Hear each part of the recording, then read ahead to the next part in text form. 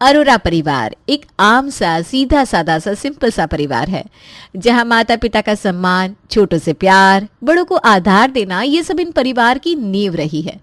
कविता और जवाहर ने जिंदगी में काफी उतार चढ़ाव देखे हैं, फिर भी अपने दोनों बेटों को काफी अच्छी शिक्षा और ऊंचे मकाम पर पहुंचाया है। सुरेश और अनुज को अच्छी परवरिश के साथ अच्छे संस्कार भी मिले हैं, जिससे आज वो अपनी एक सॉफ्टवेयर कंपनी चला रहे हैं। दोनों खुश रहो, जीवन में आगे बढ़ो और खूब तरक्की करो। राजा खुश तो प्रजा भी खुश। माँ ने आशीर्वाद दिया ये तो समझ में आ गया, लेकिन आपने क्या कहा ये मुझे समझ में नहीं आया पापा। अनुज, इसका मतलब है कि अगर राजा खुशहाल होगा, आगे बढ़ेगा, तो वो अपने साथ प्रजा को यानी कि अपने आसपास वालों को भी साथ में तरक्की करवाएगा, जिसका मतलब है कि हमारी कंपनी अगर आगे बढ़ेगी तो हमारे साथ काम करने वाले भी आगे बढ़ेंगे। ये तो सही बात है पापा, क्योंकि आजकल केवल खुद का आगे बढ़ना नहीं, सबका विकास करना जरूरी है। यही देश की भी तो जरूरत है। माता पिता तो सदैव यही चाहते हैं कि उनके बच्चे जीवन में सबसे आगे रहे, लेकिन मैं इसके साथ ये भी चाहता हूँ कि तुम दोनों सही रास्ते के साथ आगे बढ़ो, कामयाबी को सही रास्ते पर चलने के बाद पाओ। पापा, आपका मार्गदर्शन हमेशा ही हमारे लिए लाभदायी रहता है। हम आज तक कहीं भी अगर अटके भी हैं तो आपने और माँ ने हमेशा ही हमें सही रास्ता दिखाया है। सुरेश, केवल हम ही नहीं लेकिन निकिता तुम्हारी पत्नी ने भी तुम्हारा बहुत साथ दिया है। माता पिता के साथ साथ निकिता का नाम लेना भी जरूरी है। वो तुम्हारी अर्धांगिनी है जिसने कदम कदम पर तुम्हारा साथ दिया है। जी माँ, अब सही कह रही हैं। निकिता ने मेरे बुरे और अच्छे समय में मेरा बहुत साथ दिया है। जिस तरह माँ जी और पापा जी ने आप लोगों को हमेशा ही डटे रहने का सबक सिखाया है, वैसे ही माँ जी ने मुझे हमेशा ही मोटिवेट किया है कि मैं कैसे आपका साथ दे सकती हूँ। इसलिए थैंक यू माँ जी। माता पिता का तो फर्ज ही होता है बच्चों का साथ देना, लेकिन निकिता जब से इस घर में आई है उसने हमेशा ही हमारी सेवा भी की है और हमारी बात भी मानी है। हम बहुत खुश नसीब है कि हमें निकिता जैसी बहू मिली है। मैं तो खुद को खुश नसीब मानती हूँ कि आप जैसे इतने अच्छे सास ससुर मिले हैं मुझे। अरोरा परिवार आपस में काफ़ी खुश और एक दूसरे के प्रति काफ़ी इज्जत रखने वालों में से था। अब बस उन्हें तलाश थी तो अपनी छोटी बहू की, जिसके आने के बाद उनका परिवार पूरा हो जाता। आपने किसी से बात की है अनुज के रिश्ते के लिए? मैंने अपने 2-3 दोस्तों से कहा है कि अगर उनकी नज़र में कोई अच्छी लड़की हो तो वो हमें बताए। हाँ, मैंने भी हमारे परिवार में और अपनी सहेलियों से कहा है कि वो अनुज के लायक कोई लड़की हो तो हमें ज़रूर बताए। लेकिन न जाने क्यों मुझे ऐसा लग रहा है कि अनुज के मन में कुछ और ही है। आपके कहने का मतलब ये है कि वो किसी को पसंद करता है? मुझे तो यही लग रहा है, लेकिन पता नहीं क्यों वो हमसे कुछ कह नहीं रहा। लेकिन अगर उसके मन में ऐसा कुछ होता तो वो हमें ज़रूर बताता। हमने आज तक अपने बच्चों को किसी चीज़ के लिए भी रोका नहीं है। तभी तो मुझे समझ में नहीं आ रहा कि वो क्यों हमसे कुछ कह नहीं रहा है। अगर ऐसी बात है ना तो हम आज रात उससे बात करके देखते हैं, शायद वो हमें कुछ बता दे। मुझे भी यही सही लगता है कि शादी जैसा बड़ा फैसला लेने से पहले हमें उससे साफ साफ बात करके उसके मन की बात जान लेनी चाहिए। जी, कविता और जवाहर अनुज की शादी की बात आगे बढ़ाने से पहले उसके मन की बात को जान लेना चाहते थे। इसलिए रात को खाना खाने के बाद जब सब लोग साथ बैठे थे तब कविता और जवाहर ने अनुज से सीधे सीधे सवाल पूछ ही लिया। अनुज, तुम्हारी माँ और मेरे मन में काफ़ी दिनों से एक बात घूम रही है, इसलिए आज हम दोनों तुमसे साफ साफ पूछना चाहते हैं कि अगर कोई तुम्हारे दिल में है जिसे तुम पसंद करते हो तो तुम हमें बता सकते हो। देखो बेटा, शादी ना एक बड़ा फैसला होता है। हम नहीं चाहते कि तुम्हारा रिश्ता किसी ऐसे से हो जाए जहाँ तुम खुश ना रह पाओ। माँ पापा, एक्चुअली बात यह है कि तुम्हें जो कहना है साफ साफ कह सकते हो अनुज, तुम्हें हमसे झिझकने की कोई ज़रूरत नहीं है। बात यह है कि पापा, मैं सच में किसी को पसंद करता हूँ, लेकिन आज तक मेरी हिम्मत नहीं हुई कि मैं उसे बता सकूं। इसका मतलब मेरा अंदाज़ा सही निकला, तुम्हारे मन में ज़रूर कोई है। लेकिन पापा, मुझे नहीं पता कि वो मुझे पसंद करेगी या नहीं। क्यों? तुम्हें ऐसा क्यों लगता है? लेकिन वो कौन है पहले ये तो बता, जिसने मेरे भाई को इतना परेशान कर रखा है। हाँ देवर जी, ज़रा बताइए तो सही, आखिर वो है कौन? क्या हम सब उसे जानते हैं? हाँ भाभी, आप सब उसे जानते हैं। वो कमल अंकल की बेटी है ना, खुशबू, मैं उसी को पसंद करता हूँ कब से, लेकिन आज तक मैं उसे कभी कह नहीं पाया हूँ। कमल अंकल तो पापा के बहुत अच्छे दोस्त हैं। तुम उनकी बेटी खुशबू को पसंद करते हो? ये बात तुमने पहले क्यों नहीं बताई? अब मुझे लगा कमल अंकल का उठना बैठना तौर तरीके सब कुछ बड़े ही अलग है, और खुशबू भी आज की मॉडर्न लड़की है, तो हमारे घर में सेट होगी कि नहीं, इसलिए मैंने कभी इस बारे में बात नहीं की। हर घर का रहन सहन अलग होता है अनुज, लेकिन साथ में रहने से, साथ में उठने बैठने से सब सही हो जाता है। शादी के बाद हर किसी को एडजस्ट करना होता है। थोड़ा खुशबू एडजस्ट कर लेगी, थोड़ा हम कर लेंगे। हाँ, कमल अंकल पापा के बहुत अच्छे दोस्त हैं। खुशबू के लिए वो कभी ना नहीं कहेंगे।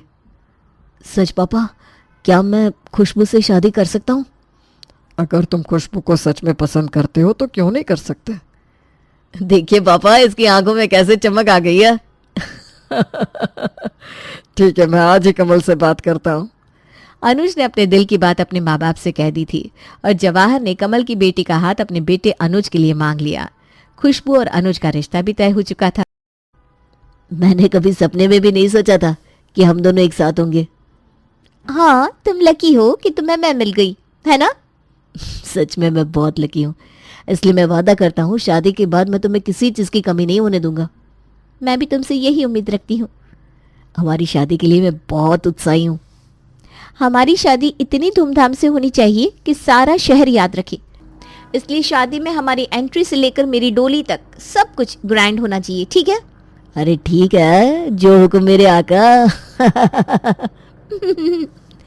अनुज खुशबू की हर ख्वाहिश को पूरा करना चाहता था, लेकिन उसके माता पिता की सोच कुछ अलग ही थी इस मामले में। हम शादी के खर्चों के लिए मना नहीं कर रहे हैं, लेकिन इन बेफिजुल खर्चों के लिए मना कर रहे हैं बस बेटा। हाँ अनुज, यहाँ तुम जितने फंक्शन बढ़ा रहे हो उतने लोग और मेहमान भी बढ़ेंगे, और उनको संभालना, उनकी सेवा करना बहुत भारी हो जाता है। और लोग सिर्फ बेगानी शादी में अब्दुल्ला दीवाना बनकर आते हैं।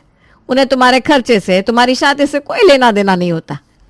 इसलिए लोगों को देखकर पैसे खर्चा करने से अच्छा है कि तुम दोनों अपने लिए प्रॉपर्टी या सोने चांदी में इन्वेस्ट कर लो। पापा, खुशबू ने पहली बार मुझसे कुछ कहा है, मैं उसका दिल नहीं तोड़ना चाहता, और आजकल तो ये सभी ट्रेंड में है। बेटा, दूसरों को देखकर हम क्यों खड्डे में गिरे?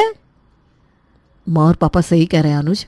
शादी तुम कितनी भी धूमधाम से करो, लेकिन लोगों के मुंह तो फिर भी बंद नहीं होते, वो तो फिर भी कमियां ही निकालेंगे। भैया, ये सोच पुरानी हो चुकी है। मैंने खुशबू से वादा किया है और वो वादा मैं पूरा करके रहूंगा, इसलिए उसने जो कुछ कहा हम वो सब करेंगे अपनी शादी में।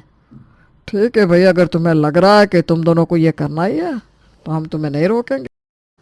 अनुज और खुशबू की जिद पर वो लोग बड़े ही धूमधाम से शादी पर खर्चा करते हैं, लेकिन जब खुशबू को घर ले आया जाता है तब उसे अपने ससुराल के स्वागत का तरीका काफी सिंपल सा लगता है। आओ बेटा, अंदर आओ। मुझे तो लगा था कि आप लोगों ने ढोली बुलवाए होंगे, नाच गाना होगा, लाल गुलाबों से मेरा स्वागत करेंगे, लेकिन यहाँ तो ऐसा कुछ भी नहीं हो रहा है। हम लोग दूसरों को क्यों बताएं कि हम कितने खुश हैं बेटा? हाँ बहू, तुम्हें ये स्वागत सिंपल सा लग रहा होगा, लेकिन तुम्हारे आने से हम सच में बहुत ज्यादा खुश हैं। हमने इसलिए तुम्हारे लिए ये हीरो का हार भी तोहफे में लिया है, जो तुम्हें जिंदगी भर काम आ सकता है। हाँ बहू, हम सबका तो यही मानना है कि अपनी खुशी को अपने तक ही सीमित रखना चाहिए। लोगों की नज़र ना काफ़ी ख़राब होती है, हो सकता है वो हमारी खुशियों को नज़र लगा दे। आजकल ऐसा कुछ नहीं होता माँ जी। आप लोगों को इन पुरानी सोच को छोड़कर आगे बढ़ने की ज़रूरत है। अब ज़माना आगे बढ़ गया है। तुम्हारी बात भी सही है बहू। हम लोग कोशिश करेंगे कि हम अपनी सोच को तुम्हारे साथ मैच कर सके। ठीक है, चलो अब तुम दोनों बहुत थक गए होंगे, जाकर अपने कमरे में आराम कर लो। खुशबू की सोच अरोरा परिवार से काफ़ी अलग सी थी और उसके सास ससुर भी यही कोशिश कर रहे थे कि वो भी अपनी सोच को नई बना सके। अनुज, तुम दोनों की नई नई शादी हुई है, तुम दोनों ने कहाँ सोचा है घूमने जाने का? मेरा तो मन है कि हम बाली चलते हैं। बाली? विदेश यात्रा काफ़ी महंगी नहीं हो जाएगी? अभी अभी शादी का खर्चा किया है, फिर से विदेश यात्रा। पापा जी, आजकल इंडिया में घूमता कौन है? मेरी सारी सहेलियां विदेश में ही घूमने गई हैं, इसलिए मुझे भी वहीं जाना है। बहू, दूसरे के महल को देखकर खुद की झोपड़ी नहीं बिगाड़नी चाहिए। हमारे पास जितना है उसी में हमें अच्छे से अच्छा करना चाहिए। हाँ, तुम दोनों थोड़े वक्त बाद चले जाना, जब अनुज ये सारे खर्चे चुका दे। नई नई शादी में नहीं घूमेंगे तो कब घूमेंगे हम? नहीं नहीं अनुज, प्लीज तुम यहाँ तो कहीं मत ले जाना। मुझे जाना है तो विदेशी जाना है, नहीं तो नहीं। ठीक है ना पापा, आजकल सब विदेशी तो जा रहे हैं। हम भी घूम आएंगे और आने के बाद खर्चे का देख लूँगा मैं। तूने जितनी सेविंग्स की है सब खत्म हो जाएगी अनुज। हाँ भैया, पर आप चिंता मत कीजिए, मैं कंपनी से एक्स्ट्रा पैसा नहीं लूँगा। मेरी मानो तो तुम दोनों को फिर से इस बारे में सोचना चाहिए। पापा मैं तो कहती हूँ आप लोगों को अब समय के साथ चलना चाहिए। लोग काफी आगे बढ़ गए हैं। अरोरा परिवार आज भी पुरानी सोच और कहावतों में जी रहा है। खुशबू के साथ साथ अनुज भी अब पुरानी सोच और पुरानी कहावतों को पिछड़ा हुआ मान रहा था, और कविता और जवाहर भी समझ रहे थे कि शायद अब उन्हें भी बदलने की जरूरत है। शायद अनुज और खुशबू सही कह रहा है, हमें भी अब अपडेटेड हो जाना चाहिए। हाँ, हम आज भी बच्चों को वही पुरानी कहावतें और सोच बताते रहते हैं। हमें भी समझने की ज़रूरत है कि समय बदल गया है। बच्चे बड़े हो गए हैं, उन्हें भी समाज के साथ चलना है। हर वक्त हमारी सोच काम नहीं आती। इसलिए आज से हम भी कोशिश करेंगे कि हम भी अपडेटेड रहे। कविता और जवाहर तो समझ रहे थे कि उन्हें अपडेटेड होने की जरूरत है, लेकिन अब शायद समझने की बारी किसी और की थी। क्या 3 लाख का बिल आया है सिर्फ खाने और हमारी एंट्री का? हाँ, बाकी खर्चे तो पापा ने भर दिए, लेकिन ये तो तुझे ही भरने होंगे। मुझे लगा नहीं था कि इतना खर्चा हो जाएगा। अभी अभी बाली घूम कर आए हैं, उसी में मेरे 2 लाख खर्च हो गए। शादी में सभी मेहमानों को महंगे गिफ्ट दिए थे, उसका खर्चा अलग से हो गया। खुशबू के कपड़ों का खर्चा, पता नहीं अभी और क्या क्या बाकी है। अब माँ पापा ने तो कहा था तुम दोनों से, लेकिन मर्जी तुम्हारी थी कि ग्रैंड वेडिंग करनी है। हाँ, लेकिन मेहमान खुश तो हो गए ना भैया, कोई बात नहीं, सालों तक याद रखेंगे ऐसी ग्रैंड वेडिंग में गए थे। मैं तो आज के बाद उनसे कभी बात भी नहीं करूंगी पापा जी। क्या हुआ खुशबू, तुम इतनी गुस्से में क्यों लग रही हो? सब ठीक तो है ना? अरे भाभी, आज मेरे पापा का फोन आया था। कह रहे थे हमारे रिश्तेदार कह रहे हैं कि उन्हें खाने में मजा नहीं आया, गिफ्ट कुछ खास अच्छी नहीं थी, दूल्हा दुल्हन भी कुछ खास अच्छे नहीं लग रहे थे। क्या? लेकिन हमने तो सब कुछ फर्स्ट क्लास किया था, फिर भी ये लोग ऐसा कह रहे हैं। अरे उन लोगों के अपने बच्चों की शादी गली के मंडप बांधकर की है, और हमारी इतनी ग्रैंड वेडिंग के बारे में ये सब कह रहे हैं। इससे तो अच्छा होता हम इनके ऊपर खर्चा ही ना करते। ये खुशबू के रिश्तेदार ही नहीं, हमारे रिश्तेदार भी यही ताना दे रहे हैं। आज के बाद मैं उन्हें किसी भी फंक्शन में नहीं बुलाऊंगी, किसी भी नहीं। पापा और माँ ने दुनिया देखी है, तभी वो तुम लोगों से कह रहे थे कि ये लोग कभी नहीं सुधरने वाले। इससे अच्छा होता कि तुम लोगों ने अपने पैसे किसी में इन्वेस्ट कर लिए होते। हाँ, अब बिल तो देखो कितना आया है।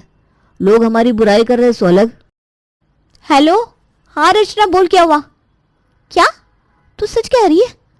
नहीं नहीं, हमसे भी नहीं हो पाएगा यार। ठीक है चल, मैं तुझसे बाद में बात करती हूँ। क्या हुआ? किसका फोन था और तुम इतनी परेशान क्यों लग रही हो? मेरी सहेली रचना का फोन था। उसकी अभी अभी शादी हुई है, हमसे कुछ पैसे मांग रही थी। कह रही थी शादी में इतना खर्चा कर दिया है, फिर विदेश यात्रा पर चले गए, अब लेनदार दरवाजे पर खड़े हैं। शायद हमें भी पापा और माँ की बात सुन लेनी चाहिए थी। क्या हुआ भाई, सब ठीक तो है? तुम सब ऐसे क्यों खड़े हो यहाँ? पापा माँ, मुझे आपसे माफ़ी मांगनी है। माफ़ी किस बात की बहू? मुझे लगा था मैं मॉडर्न ससुराल बनाऊंगी यहाँ आकर, लेकिन मैं ये भूल गई थी कि सालों का अनुभव आजकल की मॉडर्न सोच से कहीं गुना ज़्यादा असरकारक होता है।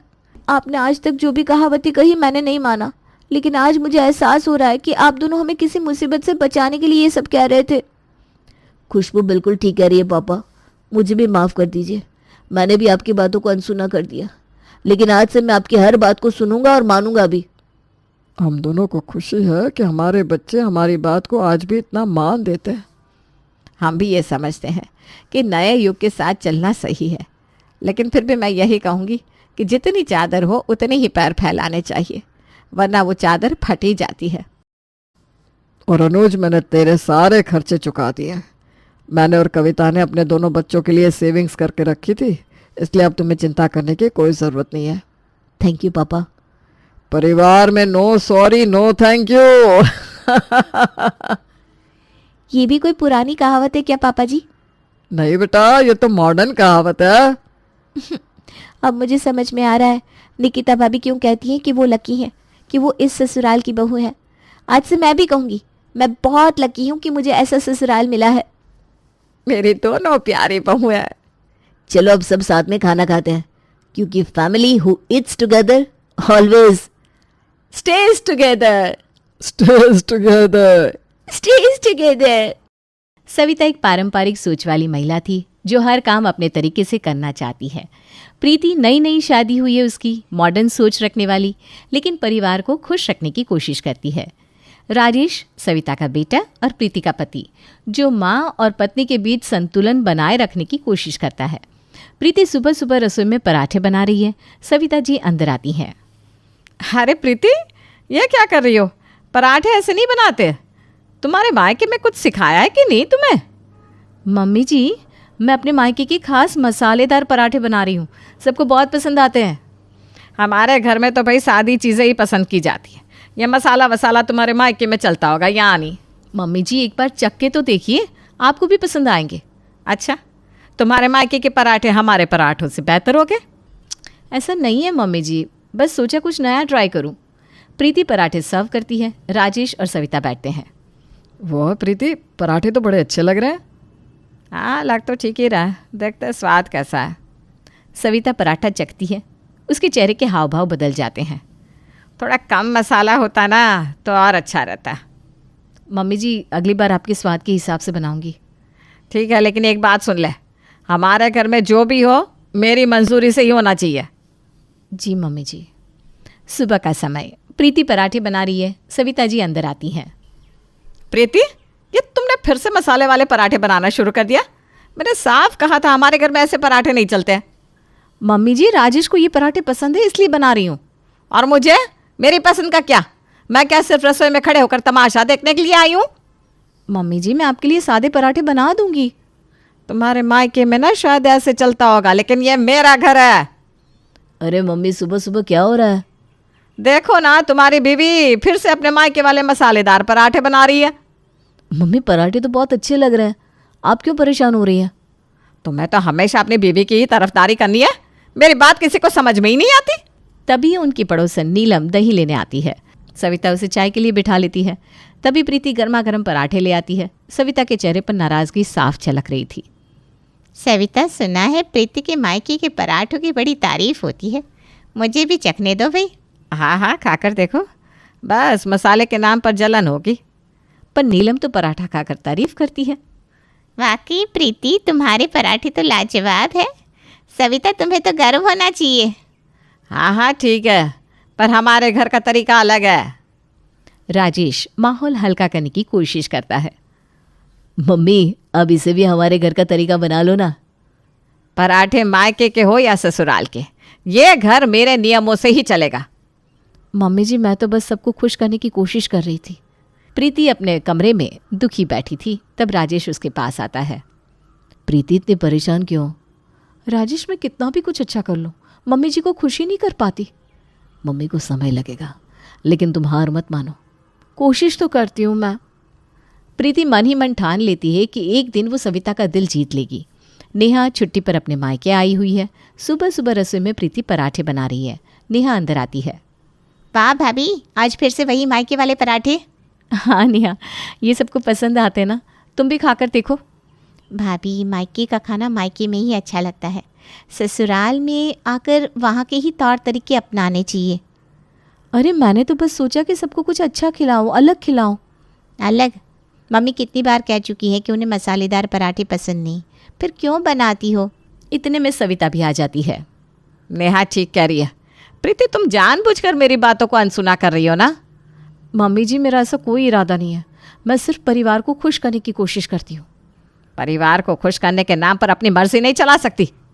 सभी नाश्ते के लिए बैठे थे। माहौल में तनाव सा था।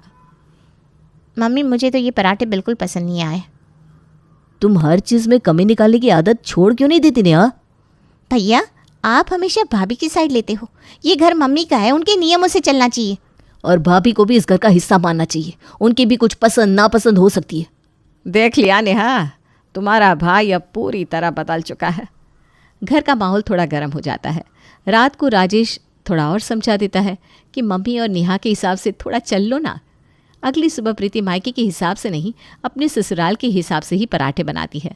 उसे लगता है अब तो कोई शिकायत नहीं करेगा। अब इस बार प्रीति, ये पराठे इतने मोटे क्यों बना रही हो? हमारे घर में पतले पतले पराठे बनाए जाते हैं। मम्मी जी आज तो कम मसाले और मक्खन वाले हैं, मुझे लगा आपको आज अच्छे लगेंगे। इस बार ठीक है, स्वाद अच्छा है, लेकिन मक्खन थोड़ा कम हो सकता था। मम्मी जी, मक्खन नहीं होगा तो पराठा अधूरा लगेगा ना। समझना चाहिए कि सेहत का भी ध्यान रखना ज़रूरी है। मम्मी बस अब बहुत हो गया, बस भी करो। सविता उसे घूरने लगती है। इतनी ही देर में नेहा चालू हो जाती है।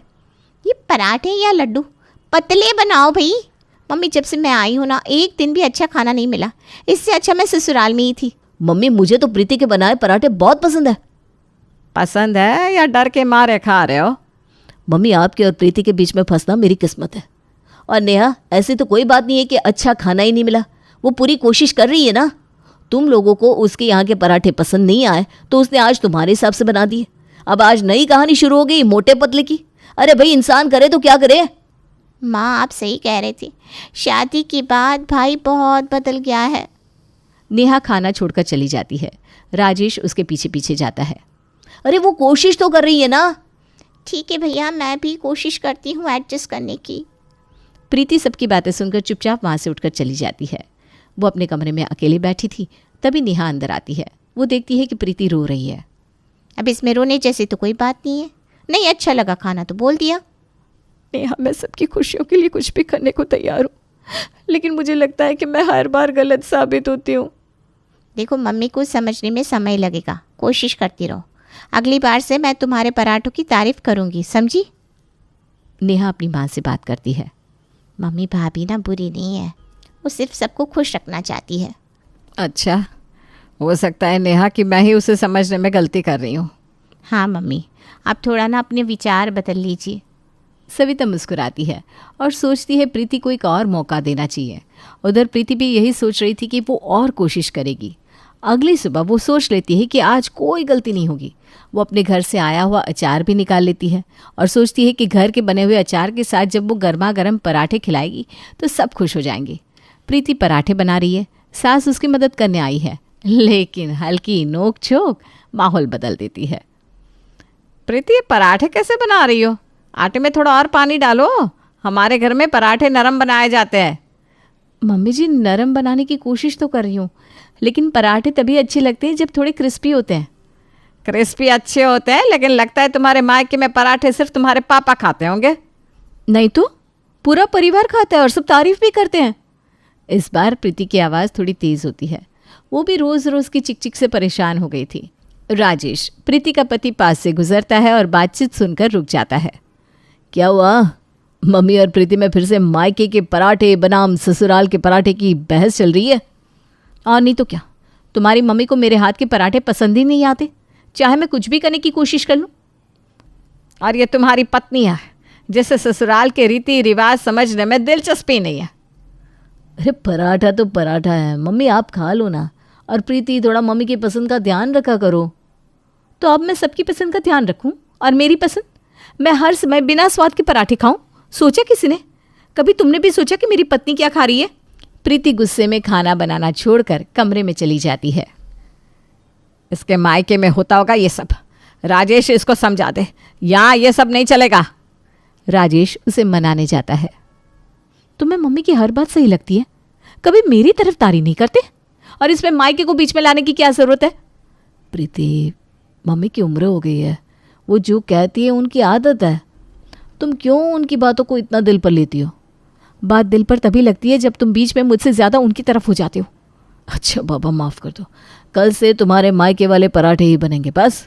सच में? हाँ, लेकिन तुम्हें भी मम्मी की पसंद के पराठे कभी कभी बनाने होंगे। प्रीति ने पराठे बनाए हैं, पूरा परिवार नाश्ते के लिए बैठा है। ससुर जी श्याम बाबू पराठा खाते ही तारीफ करना शुरू कर देते हैं। सास थोड़ी नाराज हो जाती है। वाकई प्रीति, तुम्हारे बनाए पराठों का तो कोई जवाब नहीं। मक्खन और स्वाद का तो परफेक्ट मेल है। धन्यवाद पापा जी, आज आपके लिए मैंने अपने मायके की स्टाइल के पराठे बनाए हैं। अरे मायके का स्टाइल हो या यहाँ का, तुम्हारे हाथ में जादू है भाई। जादू पराठों में है या मक्खन में? मक्खन तो मैंने भी लगाया है। अरे भाग्यवान, तुमने मक्खन लगाया होगा, लेकिन स्वाद तो प्रीति के हाथों का है। हाँ हाँ, अब तो बहू ही सब कुछ है, हमारी तो कोई अहमियत ही नहीं रही। अरे मम्मी जी, ऐसा नहीं है, मैंने तो बस। अरे रहने दो, तुम्हें तो सिर्फ अपनी तारीफ सुननी है। सारा दिन मायके का नाम लेकर घूमती रहती हो। मम्मी क्या हुआ, सुबह सुबह क्यों गुस्सा कर रही हो? बेटा तुम्हें समझ में नहीं आएगा, जब से बहू आई है सारा ध्यान उसी पर है ना। लेकिन माहौल अब थोड़ा गंभीर हो जाता है। शाम का समय सास और बहू का आमना सामना होता है। मम्मी जी, क्या मैं आपसे कुछ पूछ सकती हूँ? बोलो, क्या पूछना है? क्या आपको सच में ऐसा लगता है कि मैं आपका सम्मान नहीं करती? नहीं, ऐसा नहीं है, बस मुझे लगता है कि तुम्हारे पापा जी तुम्हें कुछ ज़्यादा ही पसंद करते हैं। मम्मी जी, वो मजाक कर रहे थे। आप जानती हैं, मैं तो आपकी बनाई सब्जी और दाल को भी बहुत पसंद करती हूँ। अच्छा, आपके बिना मेरी रसोई अधूरी है मम्मी जी। अब सविता को थोड़ा सुकून होता है। उसे लगता है कि बहू उससे दबती है, पर ये उसकी गलतफहमी थी। प्रीति अपने रूम में जाकर बड़बड़ करने लगती है। ये बुढ़िया थोड़ी देर अब चुप रहेगी। पराठे ना हो गए, कोई मुसीबत लग गई है जान से। मैं तो जा रही हूँ थोड़े दिन मायके। वो राजेश से पूछकर कुछ दिन के लिए मायके चली जाती है। प्रीति मायके आई हुई है। किचन में उसकी माँ और बहन बैठी हैं। प्रीति पराठे बनाने में लगी हुई है। प्रीति, तुम्हारे हाथ के पराठों का तो पूरा मोहल्ला दीवाना है। हाँ दीदी, राजेश जीजू भी तुम्हारे पराठों के दीवाने होंगे ना? जीजू तो पसंद करते हैं, लेकिन सासू माँ को मेरे पराठे ज़रा भी पसंद नहीं आते। क्यों? क्या तुम्हारी सास को तुम्हारा खाना बनाना पसंद नहीं? मम्मी, उन्हें सब चीज़ें अपने तरीके से चाहिए। मेरे मायके के पराठे तो जैसे गुनाह हो गए। प्रीति, सुनीता और रीना पराठों का आनंद ले रहे हैं। तभी सविता का फ़ोन आता है। प्रीति, तुम मायके में हो और वहाँ मस्त हो रही हो? घर के कामकाज का क्या होगा? मम्मी जी, मैं कल सुबह लौट आऊँगी, सब संभाल लूँगी। मायके के पराठे खा खा कर तुम वहाँ खुश रह सकती हो, लेकिन यहाँ तुम्हें जिम्मेदारियाँ निभानी चाहिए। इतनी समझ नहीं है? प्रीति फ़ोन रख देती है। वो दुखी हो जाती है। बुढ़िया को यहाँ भी चैन नहीं है, जीने नहीं देगी मुझे। बेटा, ये सब तो हर बहू के साथ होता है, लेकिन तुम्हें धैर्य रखना होगा। सच कहूँ, ससुराल में एडजस्ट करना इतना आसान नहीं है। तभी राजेश प्रीति को फ़ोन करता है। प्रीति, तुम ठीक तो हो ना? हाँ, बस मम्मी और रीना से बात कर रही थी। मम्मी की बातों को दिल पर मत लो। वो थोड़ी सख्त है, लेकिन तुम्हें पसंद भी करती है। पता नहीं, बस तुम मुझे ऐसे ही पागल बनाते रहना और अपना काम निकालते रहना। वो फ़ोन पटक देती है। फ़ोन पर राजेश का टेक्स्ट आता है। तुम्हारे हाथ के पराठे मिस कर रहा हूँ। प्रीति मुस्कुरा देती है। प्रीति और रीना जब किचन में बातें कर रही हैं। दीदी, अगर कोई मुझसे ऐसे बात करे तो मैं तो सीधा जवाब ही दे दूँ।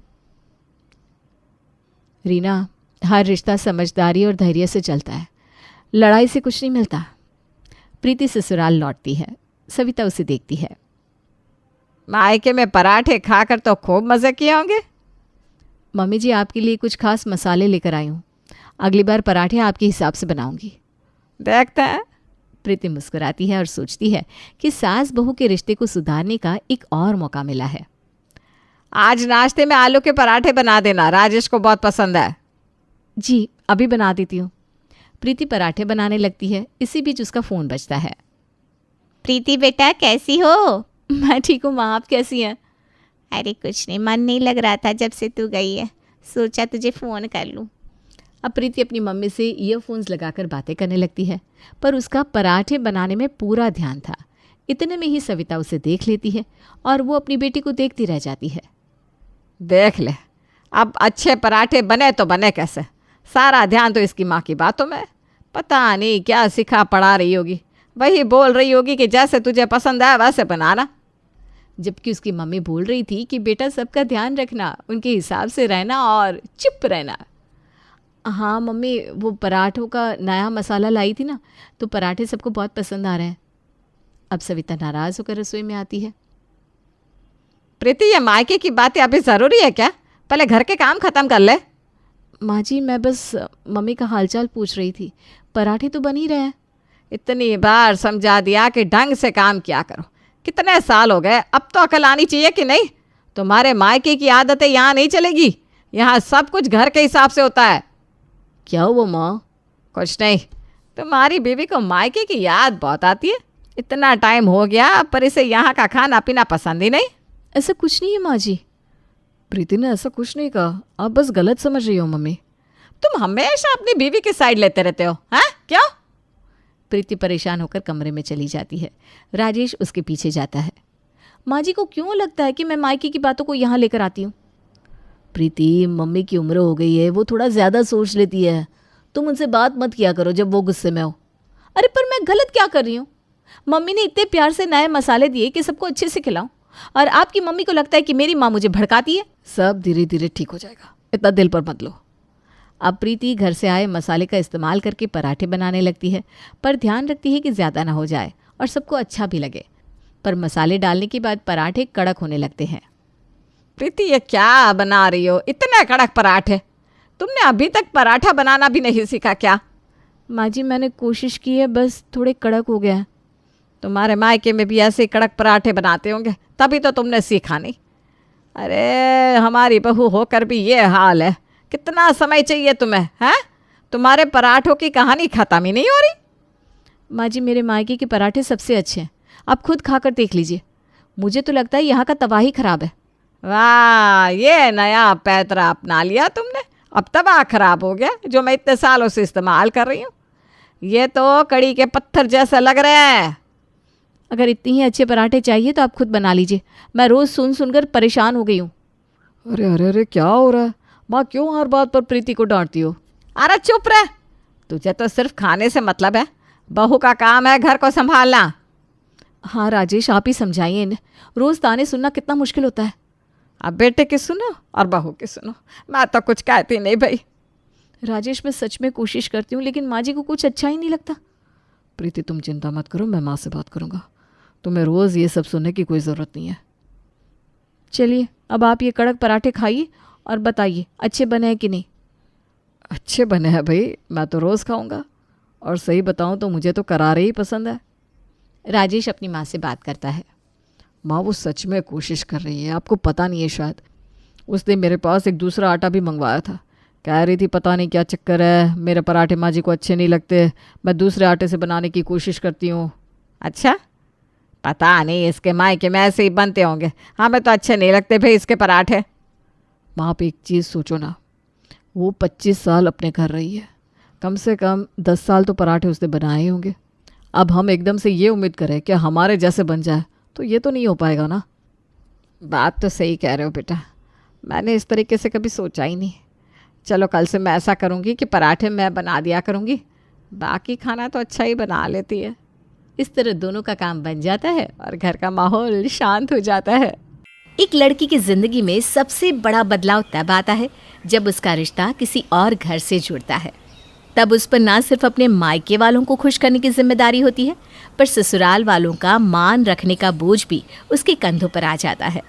ऐसे में सिर्फ वो इतना चाहती है कि उसके ससुराल वाले उसे समझे और थोड़ा सा साथ दे दे। पर अफसोस, ऐसा कई लड़कियों के साथ नहीं हो पाता। वर्षा इस साल 25 की हो चुकी थी और उसके पिताजी ने उसका रिश्ता मानव के साथ, जो कि एक इंजीनियर है, उसके साथ तय कर दिया। अब आपकी बेटी हमारी हो गई भाई साहब। वर्षा, अब कुछ ही वक्त के बाद तुम अपने ससुराल आ जाओगी। हाँ भाभी, हम सब आपका बेसब्री से इंतजार करेंगे। हाँ हाँ, क्यों नहीं, बस कुछ ही महीनों बाद हम शादी का मुहूर्त निकलवा लेंगे। हाँ, तब तक आपकी भी बेटी के लिए जो बनाना है बना लीजिए। वैसे हम तो दहेज के सख्त खिलाफ है, लेकिन अब आप भी अपनी बेटी को खाली हाथ तो निकालेंगे नहीं, क्या भाई साहब? जी जी, सही बात है बहन जी। हाँ बहन जी, हमसे जो भी हो पाएगा हम उससे बेहतर ही करेंगे, आप चिंता मत कीजिए। अरे नहीं नहीं, चिंता किस बात की। देखिए, हमें कुछ नहीं चाहिए, आप जो देंगे अपनी बेटी को ही देंगे। मानव, अब चले या वर्षा को ही निहारता रहेगा? वर्षा खुश थी, उसे मानव जैसा एक अच्छा जीवन साथी मिल रहा है। पर कहीं ना कहीं उसके मन में कुछ संकोच भी था। जिस तरह से उसकी होने वाली सास ने उसके पिताजी से शादी की तैयारियां करने को कहा था। पापा, मेरी होने वाली सास ने आपसे ज़्यादा कुछ तो नहीं मांगा ना? अरे नहीं नहीं बेटा, ऐसा कुछ भी नहीं है। और तू ना चिंता मत कर, तू तो बस आने वाली ज़िंदगी के सपने देख, ये सब हम देख लेंगे। पापा, फिर भी आप खुद पर ज़्यादा बोझ मत लीजिएगा। मैं हूँ ना, मैं अपनी जॉब से सब कुछ कर लूँगी। अरे तू चिंता मत कर वर्षा, तेरे पापा और मैं सब संभाल लेंगे। वर्षा एक सुलझी हुई, पढ़ी लिखी और अपने पैरों पर खड़ी हुई लड़की थी। उसका रिश्ता पक्का होने के बाद मानव और वर्षा आपस में बात करने लगे थे। अच्छा वर्षा, मैं ये कह रहा था कि अब तुम जॉब क्यों नहीं छोड़ देती? अब तो हमारी शादी होने वाली है। हाँ, पर अभी हमारी शादी में कई महीने बाकी हैं मानव। मैं अभी से जॉब क्यों छोड़ दूँ? पर अब तुम्हें घर के कामों पर ध्यान देना चाहिए ना। शादी के बाद तो तुम्हें यही करना है। शादी के बाद मैं सोच रही थी जॉब नहीं छोड़ूंगी, पर घर से ही काम करूंगी। तुम नहीं चाहते क्या मैं घर से काम करूं? मुझे नहीं लगता मेरी माँ को ये सब पसंद आएगा। मैं तुम्हारी राय पूछ रही हूँ मानव। तुम भी तो पढ़े लिखे हो, क्या तुम भी नहीं चाहते कि मैं भी अपना करियर बनाऊं? इस बारे में हम बाद में देखेंगे। देखते हैं मेरी माँ शादी के बाद क्या कहती है। मानव ने वर्षा के सवालों का ठीक से जवाब नहीं दिया। इस बात का वर्षा को काफ़ी बुरा लगा, लेकिन उसने मानव से कुछ नहीं कहा। कुछ दिन ऐसे ही चलते रहे। अब मानव के साथ वर्षा की होने वाली सास और ननद भी उसके साथ फ़ोन पे बात करने लगे थे। जी मैं ठीक हूँ मम्मी जी, आप कैसी हैं? हाँ, मैं भी ठीक हूँ। ये क्या बात हुई, तुम तो मुझे फ़ोन ही नहीं करती कभी। नहीं, ऐसी कोई बात नहीं है मम्मी जी। मैंने सुना तुम अभी भी काम पर जाती हो। ऐसा ही चलता रहा तो तुम घर का काम कब सीख पाओगी बेटा? हैं? अब ये बाहर का काम और नौकरी छोड़ो और घर के काम और खाना बनाना सीख लो। जी मम्मी जी, आप चिंता मत कीजिए, मुझे काफ़ी कुछ आता है। मेरी माँ ने सब कुछ सिखाया है। अच्छा, तो ठीक है फिर। अच्छा, मैं ये कह रही थी कि तुमने शादी के लिए चीज़ें लेना तो शुरू कर दिया ना? मैं कुछ समझी नहीं मम्मी जी। अरे मेरा मतलब है गहने, कपड़े, ससुराल वालों के लिए तोहफे, यही सब। मैं ये कह रही थी कि जो भी तोहफे आप लोग हमारे लिए डालो ना, वो अच्छे महंगे वाले होने चाहिए, ठीक है? ऐसा ना हो कि हमारी इज्जत चली जाए। पर सबके लिए तोहफे लाने की क्या ज़रूरत है मम्मी जी? अरे ज़रूरत कैसे नहीं, हमारी इज्जत का सवाल है। हमारे घर की पहली शादी है। तुम एक काम करना, सबके लिए तोहफों के साथ ड्राई फ्रूट्स के डब्बे भी डाल देना। अच्छा चलो, अब मैं रखती हूँ, बाद में बात करती हूँ। वर्षा की सास अब उसे आए दिन फ़ोन करती और वहाँ वर्षा का हालचाल नहीं बल्कि यही सब बातें हुआ करती थी। वर्षा को अब ये सब अच्छा नहीं लग रहा था, लेकिन उसके माता पिता उसे हर बार चुप करवा देते, ये कहकर कि ये सब तो होता ही है। अरे बेटी, अब तुम कुछ ज़्यादा ही सोच रही हो। ये सब तो हर समाज में होता ही रहता है। हाँ, और फिर बेटी को नहीं देंगे तो किसे देंगे? तुम हमारी इकलौती बेटी हो। माँ पापा, पर मुझे ये सब नहीं पसंद। आप मुझे दे या ना दे, बात वो नहीं है, पर उन लोगों का इस तरह बार बार कुछ न कुछ मांगना मुझे सही नहीं लग रहा।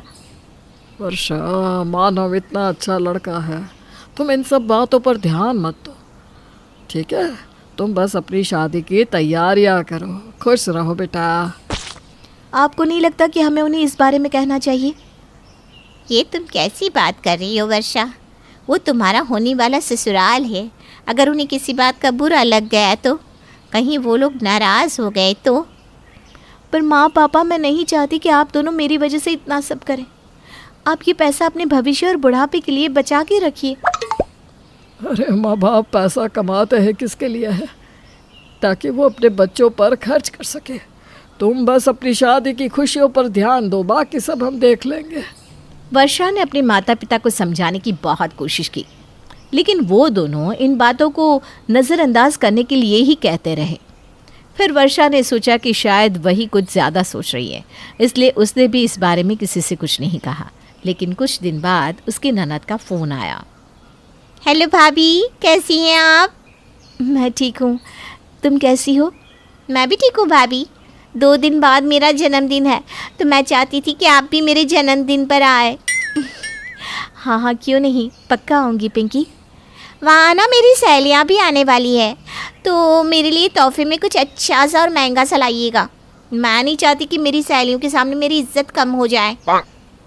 पिंकी, तोहफा तो तोहफा होता है, उसमें कीमत नहीं देखी जाती। नहीं भाभी, आप मेरे लिए कोई महंगी ड्रेस, फ़ोन या कोई महंगी अंगूठी लाइएगा, जिससे मैं अपनी सहेलियों के सामने दिखा सकूं कि ये मुझे मेरी भाभी ने तोहफे में दिया है। पिंकी, ये तुम कुछ ज़्यादा ही मांग रही हो। मैं तोहफा लाऊंगी लेकिन इतना महंगा नहीं। मुझसे जो होगा वो मैं ले आऊंगी, ठीक है? नहीं भाभी, आप मेरे लिए अगर महंगा तोहफा नहीं लाई तो आपको मेरी पार्टी में आने की भी कोई ज़रूरत नहीं है। पिंकी, मेरी बात तो सुनो। लेकिन पिंकी फ़ोन काट देती है। वर्षा को पिंकी की बात सुनकर बहुत अजीब लग रहा था। उसे समझ में नहीं आ रहा था कि उसे क्या करना चाहिए। और जब उसने इस बारे में अपने माता पिता से बात की तो उन्होंने पिंकी के लिए एक नया फ़ोन ले दिया, जो वर्षा को बिल्कुल अच्छा नहीं लग रहा था। वर्षा को पहले दिन से अपने होने वाले ससुराल की कुछ बातें खटक रही थी, पर जैसे जैसे वक्त बीतता गया वैसे वैसे उनका बर्ताव और भी ज़्यादा शंकाजनक होता गया। और इस बार तो वर्षा की ननद पिंकी ने वर्षा से अपने जन्मदिन पर उसे महंगा मोबाइल देने को कह दिया। अरे पापा, आप कैसे कह रहे हैं कि ठीक है, और आप क्यों लाए पिंकी के लिए मोबाइल? अरे बेटा, वो तुम्हारी होने वाली ननद है, छोटी बहन जैसी है, क्या फ़र्क पड़ता है अगर मोबाइल दे दिया तो। हाँ बेटा, तुम पहली बार अपनी ननद के जन्मदिन पर अपने होने वाले ससुराल जा रही हो, ऐसे में खाली हाथ जाना अच्छा लगता है क्या? पर माँ, ये इतना महंगा मोबाइल, ये इतनी मिठाइयाँ, ये सब के लिए तोहफे, ये सब बहुत ज़्यादा है। अब मैं इस बारे में मानव से बात करूँ, शायद वो अपने घर वालों को समझा सके। नहीं नहीं वर्षा, ऐसा कुछ भी मत करना। हमने कहा ना सब ठीक है। अरे यह सब तो समाज में चलता ही रहता है, तुम चिंता मत करो। और आज अच्छे से तैयार होकर जाना अपनी ननद के जन्मदिन की पार्टी में। वर्षा चाहती थी कि वो इस बारे में मानव से बात करे, लेकिन उसके माता पिता ने उसे ऐसा करने से मना कर दिया। इसलिए वो भी इन सब बातों को नज़रअंदाज कर पार्टी में जाने के लिए तैयार हो गई। तैयार हो गई बेटा? देखिए, सारा सामान मैं कार में रखवा देती हूँ, तुम अपनी सास को दे देना, ठीक है? ठीक है माँ। और सुन, वहाँ कुछ भी उल्टा सीधा मत कह देना, ठीक है? पहली बार ससुराल में जा रही है तो सोच समझ कर सबसे बात करना। हाँ पापा, आप चिंता मत कीजिए, मैं सब संभाल लूँगी। मानव वर्षा को लेने आता है और दोनों साथ में पार्टी में जाते हैं। वर्षा के मन में तो था कि वो मानव से इस बारे में बात करे, लेकिन उसके माता पिता ने उसे ऐसा कुछ भी कहने से मना किया था, इसलिए वो चुप रही। मानव के साथ वो पार्टी में पहुंची जहाँ उनके काफ़ी सारे रिश्तेदार मौजूद थे। वर्षा, तुम जो सामान लाई हो सबसे पहले वो मम्मी को दिखा दो, ठीक है? जी ठीक है। मम्मी जी, ये सब तोहफे और पिंकी के लिए मोबाइल मम्मी पापा ने भेजा है, आप देख लीजिए। हाँ हाँ, ठीक ही लग रहा है, पर मिठाइयाँ थोड़ी सस्ती है। हमारे घर ना ऐसी मिठाइयाँ नहीं खाते। अगली बार अपनी मम्मी पापा से कहना कि ड्राई फ्रूट वाली मिठाइयाँ ही भेजे, ठीक है? और ये तोहफे भी कुछ खास नहीं है, पर अब क्या कर सकते हैं, जो है सो है। कोई बात नहीं, इस बार तो रख लेती हूँ, लेकिन अगली बार ध्यान रखना बहू। जी मम्मी जी। जाओ, ये मोबाइल अपनी ननद को दे दो, वो वहाँ अपनी सहेलियों के साथ खड़ी है। वर्षा पिंकी के लिए लाया मोबाइल लेकर उसे देने जाती है। Happy birthday Pinky. Thank you भाभी। आप मेरे लिए वो तोहफा लाई है ना जो मैंने कहा था? हाँ हाँ, ये लो तुम्हारा मोबाइल। अरे, ये तो बहुत पुराना मॉडल है, मुझे तो नया वाला चाहिए था। नहीं पिंकी, ये भी काफ़ी नया मॉडल ही है और काफ़ी महंगा भी है। क्या भाभी, आप भी ना ऐसे सस्ती मोबाइल मैं यूज़ नहीं करती। आप पहली बार मेरे लिए तोहफा लाई हैं और वो भी इतना सस्ता। आपने तो मेरी सहेलियों के सामने मेरी नाक ही कटवा दी। अरे क्या हुआ, क्या बातें चल रही है ननद भाभी में? भैया देखिए ना, भाभी मेरे लिए कैसा मोबाइल लेकर आई है, मुझे ये बिल्कुल पसंद नहीं आया। ऐसा नहीं कहते पिंकी, अभी रख ले, शादी में वर्षा तेरे लिए दूसरा मोबाइल ला देगी, ठीक है? ठीक है, आप कहते हैं तो मैं मान जाती हूँ। वर्षा को मानव की बात सुनकर हैरानी हुई कि मानव पिंकी को समझाने के बजाय उसे नया मोबाइल दिलाने की बात कर रहा था। ये मोबाइल काफ़ी महंगा है मानव, आपको पिंकी को समझाना चाहिए। अरे रहने दो ना, बच्ची है, धीरे धीरे समझ जाएगी। इतनी भी बच्ची नहीं है, अब 21 साल की है वो। अरे तुम्हारी ननद है, तुमसे मांगने का हक नहीं है क्या कुछ से? जहाँ प्यार होता है ना, वहाँ मांगने की ज़रूरत नहीं होती है मानव। और मैं शादी में पिंकी के लिए कोई मोबाइल नहीं लाऊंगी, मैं अभी से कह देती हूँ। अब तुम ये सब बातें छोड़ो, ये सब बातें तुम्हारे मम्मी पापा देख लेंगे और मेरी माँ। नहीं, मैं आज सब कुछ साफ कर देना चाहती हूँ कि मेरे मम्मी पापा आपकी कोई मांग पूरी नहीं करेंगे। अरे तुम ये सब बातें बड़ों पर छोड़ दो ना, वो ये सब देख लेंगे। नहीं, अब नहीं।